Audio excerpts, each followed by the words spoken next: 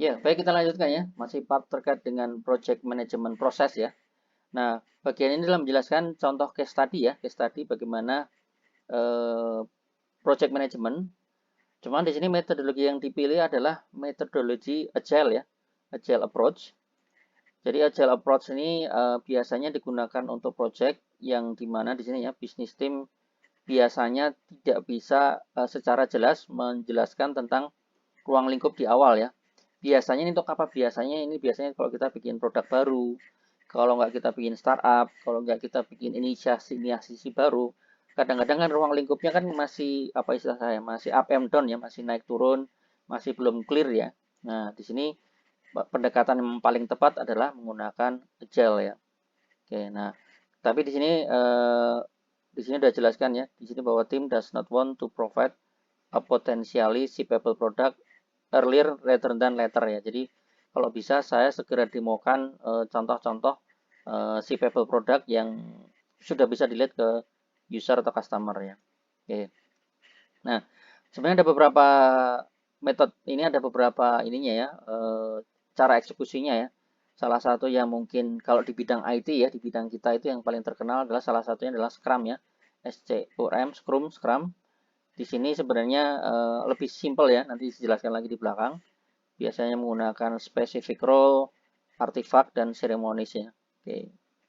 Mungkin sebenarnya ini juga nanti tidak akan saya jelaskan secara detail karena sebenarnya nanti part yang very lengkapnya atau yang sangat lengkapnya nanti ada di RPL ya sebenarnya ada di RPL atau rekayasa perangkat lunak ya. Oke. Nah, di sini kalau kita bicara role ya. Jadi kalau kita bicara role, kalau di Scrum itu lebih simpel ya. Di Scrum itu hanya ada tiga ya, yaitu hanya ada PO, Product Owner, SM, Scrum Master, dan anggota. Cuma hanya tiga ya. Jadi kurang lebih seperti itu ya. Artifaknya juga simpel ya. Artifaknya itu hanya ada Product Backlog, Sprint Backlog, sama Burn Down Chart ya. Jadi juga simpel ya. Memang Scrum ini dibuat simpel, sederhana sekali. Di bagian seremoni, di sini juga seremoni juga mungkin simpel ya. Ada Sprint Planning, ada Daily Scrum, kemudian ada Sprint Review, dan Sprint Retrospective ya. Jadi kurang lebih di awal nanti ada planning, ada daily scrum di setiap hariannya ada. Di akhir dari sprint nanti ada sprint review dan sprint retrospektif ya. Oke. Nah, contohnya kurang lebih seperti ini ya. Contohnya mungkin kalau kita kaitkan dengan yang tadi ya, dengan proses yang di depan, di sini ada yang namanya planning di depan ya. Kemudian yang di tengah eksekusi, yang ketiga adalah closing. Jadi ini menggambarkan Scrum Framework yang dikaitkan dengan proses yang ada dalam PM ya, Project Management ya. Nah, contoh di sini.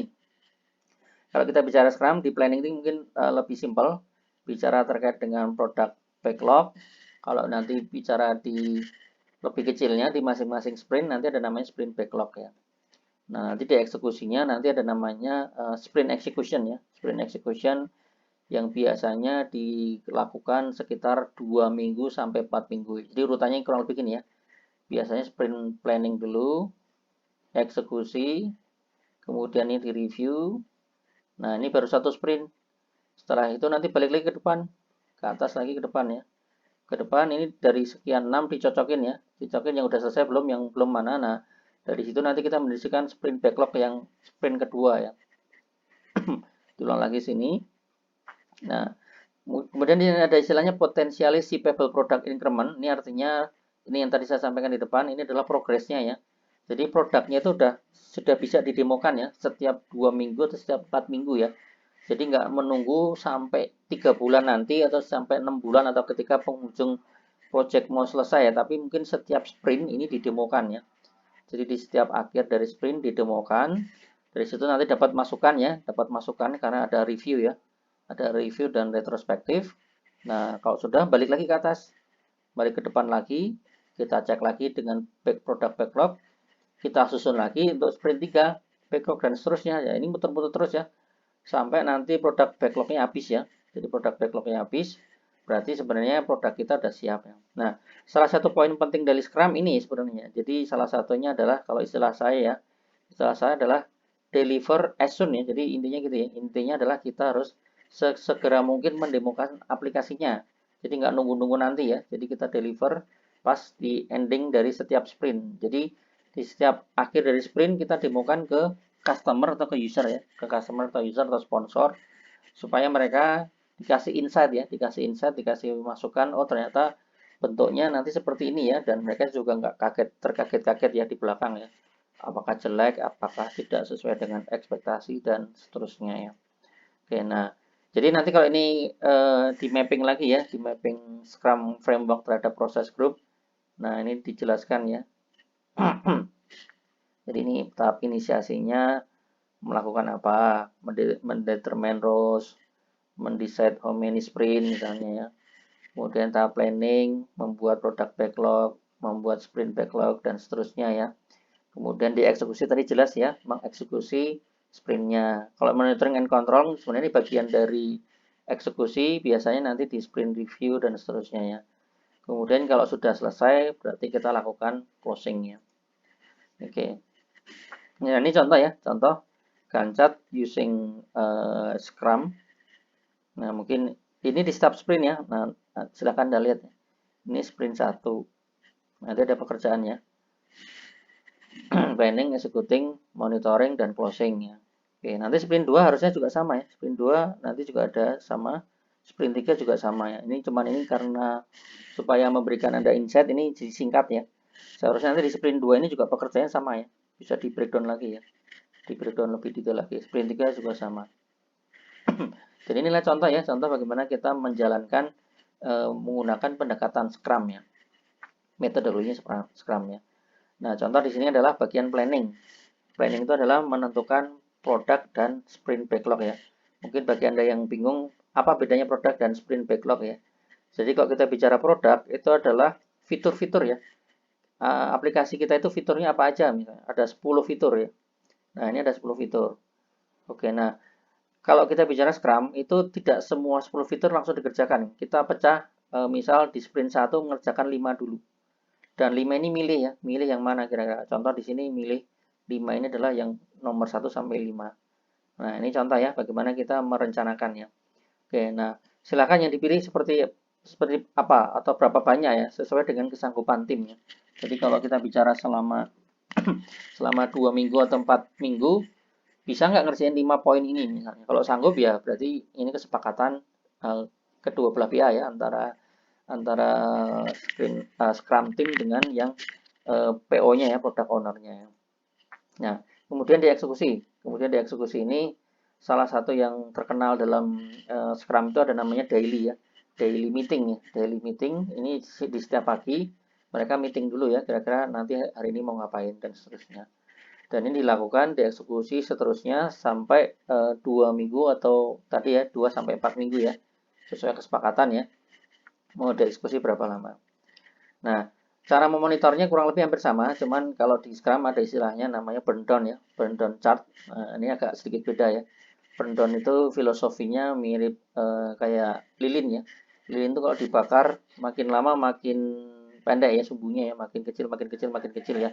Nah, di sini juga sama ya. Jadi kurang lebih ini ada garis ideal yang biru, harusnya kita selesai anggap misalnya selama 3 bulan ya. Nah, sedangkan yang atas ini adalah faktualnya ya, faktualnya. Jadi kalau misalnya biasanya cara bacanya ya, kalau faktualnya masih di atas, ini berarti ini lagging ya. Lagging itu tertinggal ya. Ini ketinggalan nih, ketinggalan dari idealnya. Artinya apa? Seharusnya ini di hari, anggap nih hari ke-10 ya, hari ke-10 itu harusnya udah selesai berapa hal ya, ternyata ini masih lagging ya. Tapi kalau misalnya ini leading ya, ini leading artinya dia lebih cepat sebenarnya. Oke. Nah, ini contoh bagaimana kita melakukan monitoring menggunakan pendekatan Scrum ya. Kemudian yang terakhir adalah closing ya. Jadi setelah sprint review, Scrum Master dan semuanya lakukan retrospektif dan di akhir kita lakukan closing ya. Oke. Nah, sprint retrospektif ini menjawab 2 pertanyaan penting ya. Apa yang sudah baik, what went well, dan kemudian apa yang mungkin perlu kita improve ya. Oke, nah kemudian di sini tadi di depan sudah dijelaskan ya template-template yang mungkin akan bisa digunakan ya dalam setiap proses ya. Contoh misalnya untuk bagian business case di bagian pre-initiating ya, kita bisa menggunakan Word ya. Contoh-contohnya sebenarnya di sini ada ya, business case. Untuk bagian keuangan nanti kita bisa menggunakan business case finansial. Ini ya, sebenarnya di buku ada ya, nanti silahkan dibaca di bukunya. Dan template-template ini artinya bisa Anda gunakan ya, bisa Anda gunakan nanti untuk project sesungguhnya ya. Nanti contoh di tahap inisiasi ya, tahap inisiasi ini juga ada beberapa dokumen ya.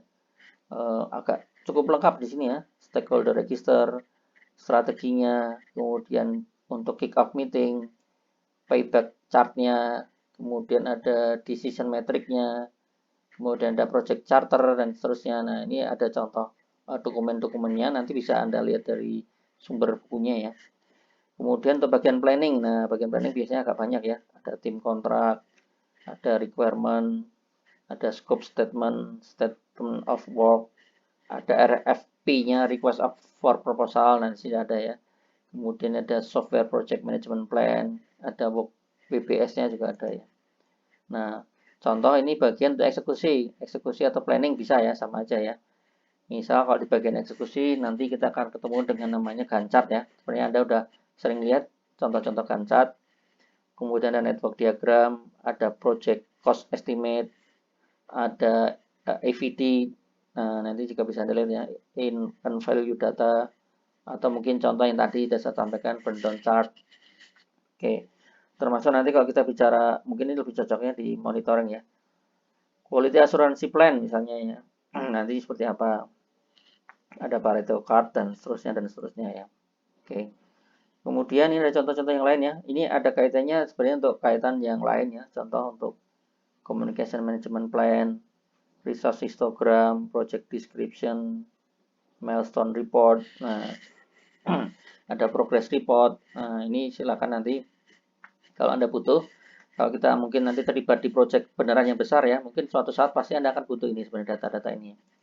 Oke, nah ini juga ada contoh-contoh yang lain untuk isu log, ada expectation management metric dan seterusnya ya. Termasuk nanti dokumen penting juga ya, biasanya untuk closing. Nanti ada client acceptance form atau biasa disebut sebagai UAT ya, user acceptance testing ya kalau di bidang IT ya. Kemudian ada listen learn report, dan ini penting ya, karena dari listen learn report ini biasanya nanti dipakai untuk project-project selanjutnya ya. Baru yang terakhir adalah final project documentation ya.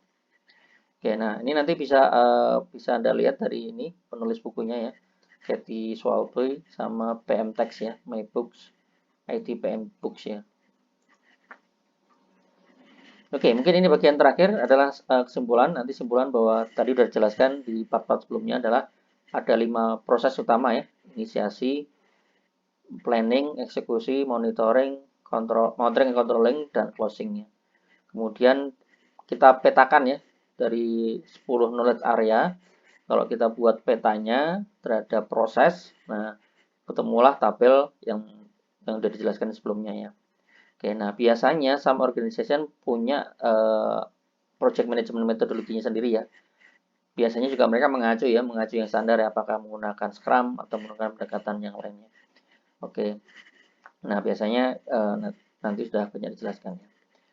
Oke, baik, ini referensi yang kita gunakan. Mungkin sepertinya cukup ya. Nanti kita sambung ke part selanjutnya ya. Oke, terima kasih.